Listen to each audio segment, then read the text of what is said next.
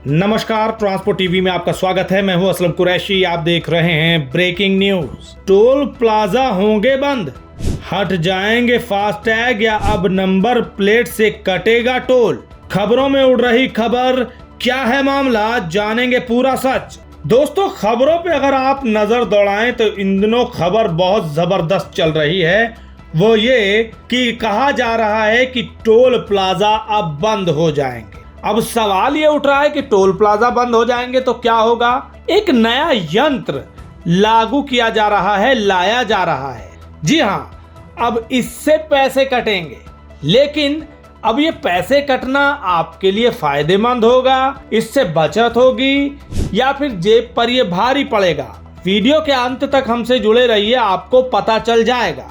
लेकिन ऐसा क्या है कि खबरें उड़ रही हैं कि टोल प्लाजा बंद हो जाएंगे, अब हर जगह से टोल प्लाजा हटाए जाएंगे, अब फास्टैग रहेगा या नहीं रहेगा, पैसे कैसे कटेंगे। क्योंकि पैसे तो देखिए सरकार छोड़ने वाली नहीं है, कुछ ना कुछ तो ऐसा करेगी कि आपके जेब से पैसे निकल जाएं और उन तक पहुंच जाएं या उनका रेवेन्यू चलता रहे। तो इसको लेकर एक बड़ी खबर आई है, एक प्रेस रिलीज भी हुआ है, एक नोटिफिकेशन भी आई है।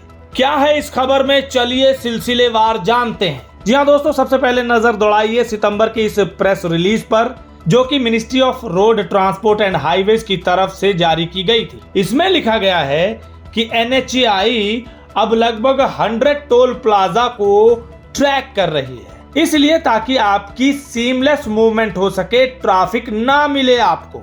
जी हाँ, टोल प्लाजा पर जो अक्सर ट्रैफिक मिल जाता है उसकी बात हो रही है। अब ट्रैक कैसे कर रहे हैं? ट्रैक ये ऐसे कर रहे हैं कि 1033 जहां पर आप कॉल करते हैं टोल प्लाजा की जो भी समस्या है उनकी बात करने के लिए या ट्रैफिक के बारे में बात करने के लिए, वहां से ये डाटा उठाएंगे, फीडबैक लेंगे और जानेंगे कि कहां कहां कंजेशन है, कहां ट्रैफिक है, कहां पर ज्यादा लाइनें लग रही हैं। इस बात को ट्रैक किया जाएगा और इसको कैसे ट्रैक किया जाएगा वो भी जान लीजिए। उसके लिए इन्होंने बताया है कि GIS बेस्ड सॉफ्टवेयर लेकर आ रहे हैं, जिससे ये पूरा डेटा इकट्ठा किया जाएगा, अलर्ट लिए जाएंगे, उससे पता चल जाएगा कि कहां कंजेशन है, कहां ट्रैफिक है, कहां नहीं। इस तरह से ये मॉनिटरिंग की जाएगी। इससे ये भी पता चल जाएगा लाइव लोकेशन कहां है, कितनी लंबी क्यू है, कितने मीटर की है, कितना वेटिंग टाइम होगा और कितनी स्पीड से गाड़ी आ रही है। यही नहीं, ये भी लिखा गया है कि वेदर कंडीशन तक इस सॉफ्टवेयर के माध्यम से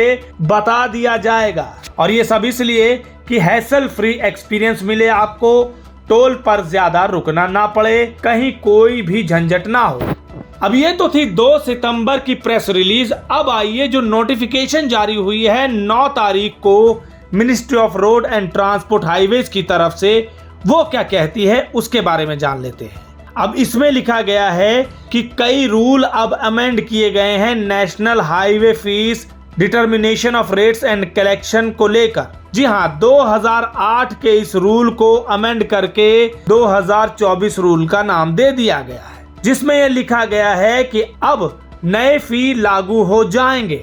और ये कब से लागू होंगे? जब ऑफिशियल गैजेट में ये पब्लिश कर दिए जाएंगे या पब्लिकेशन कर दी जाएगी इनकी। जी हाँ, अब इनमें क्या क्या लिखा गया है या क्या खास बातें हैं वो आपको बता देते हैं। सबसे खास बात यही है कि अब हाईवे और एक्सप्रेसवे से अगर आप गुजरते हैं तो जो टोल कलेक्शन है यानी जो चार्ज लिया जाएगा वो GNSS से लिया जाएगा, यानी global navigation satellite system on board unit के माध्यम से कटेगा, या इसी तरह का एक device ANPR automatic number plate recognition device है उसके माध्यम से होगा, या फास्टैग से, या इन सभी के कॉम्बिनेशन से। ये इसमें क्लियर कर दिया गया है। इसके अलावा आइए इनके पॉइंट नंबर 3 पर, जिसमें लिखा गया है कि रूल नंबर 6 और उसका सब रूल नंबर 3, इसमें प्रोविजन दिया गया है कि कोई एक एक्सक्लूसिव लेन आपको प्रोवाइड कर दी जाएगी, जिसमें ऑन बोर्ड यूनिट के माध्यम से GNSS यानी सैटेलाइट के माध्यम से चार्ज काटे जाएंगे और उस लेन में अगर आप दौड़ेंगे ये तब ही पैसे काटे जाएंगे। हाँ, अगर आपकी गाड़ी में OBU यानी ऑन बोर्ड यूनिट फिट नहीं किया गया है तब आपके डबल चार्ज लगेंगे।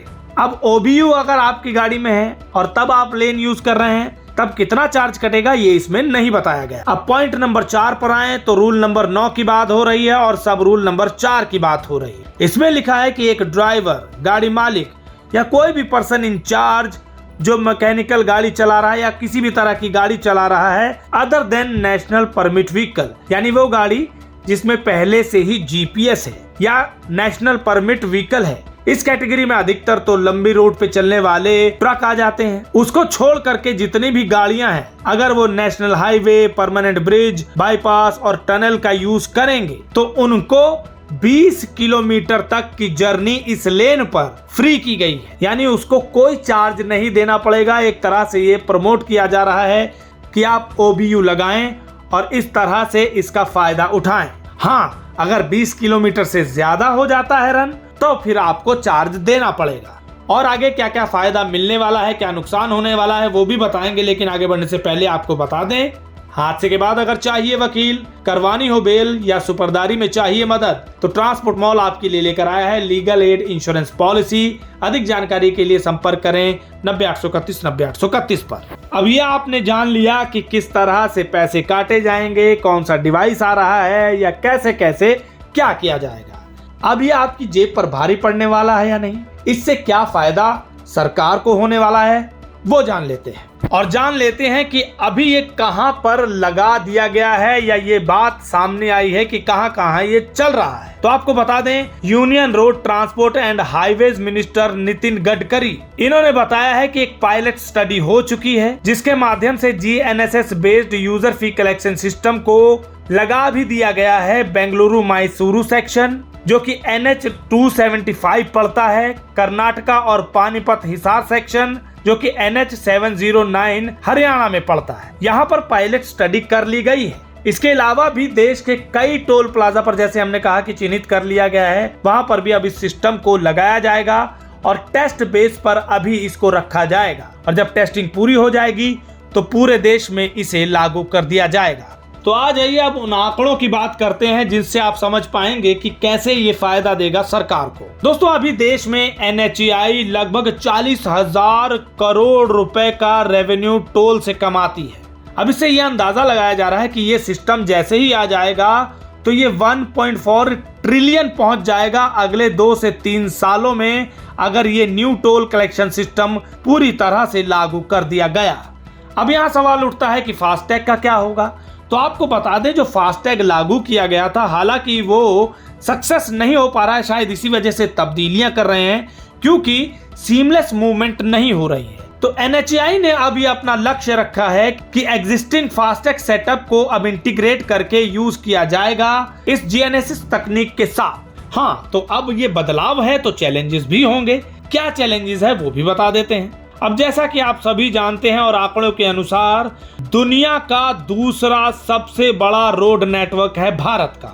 लगभग 6.6 मिलियन किलोमीटर की रोड नेटवर्क है जो कि दुनिया का सेकंड लार्जेस्ट है। अब इतने बड़े सिस्टम को चलाने के लिए कुछ ना कुछ चैलेंजेस तो आएंगे ही। तो हाँ, इन चैलेंजेस का जिक्र भी जरूर किया गया है कि जब इस ट्रांजिशन को किया जाएगा, GPS बेस्ड टोल पे कन्वर्ट किया जाएगा तो चैलेंजेस तो सामने आने ही हैं। तभी अभी इसे टेस्टिंग मोड पर रखा जा रहा है कि सब कुछ क्लियर हो जाएगा तभी इसे पूरी तरह से लागू किया जाएगा। और दूसरी तरफ ये भी कहा जा रहा है कि इसको इस्तेमाल करने से कहीं ना कहीं जो रोड पर चलने की है टेक्नोलॉजी की एफिशिएंसी भी बढ़ जाएगी। बताया जा रहा है कि जो करंट फास्टैग इंफ्रास्ट्रक्चर है उसको बदलने की जरूरत है, लेकिन हाँ, इसको बदलते ही हायर टोल कॉस्ट यूजर को देना पड़ेगा, यानी कि उसकी जेब पर असर पड़ेगा और ये जेब अब ज्यादा हल्की होगी जब ये सिस्टम लागू किया जाएगा। पर हाँ, ये दावा भी किया जा रहा है कि इसके साथ साथ आपको सीमलेस मूवमेंट करने को मिलेगी। हालांकि अब इतनी बातें की जा रही हैं, जब ये लागू हो जाएगा, टेस्टिंग पास हो जाएगी, तभी पता लगेगा कि ये कितना सक्सेसफुल हो सकता है। इस वीडियो को देखकर, इस खबर को जानकर आपके क्या विचार हैं कमेंट सेक्शन में लिखकर जरूर बताइएगा। अगर आपने अभी तक हमारा YouTube चैनल सब्सक्राइब नहीं किया तो चैनल को सब्सक्राइब कर लें। फेसबुक और ट्विटर पर भी आप हमें फॉलो कर सकते हैं। ट्रांसपोर्ट टीवी देखने के लिए धन्यवाद।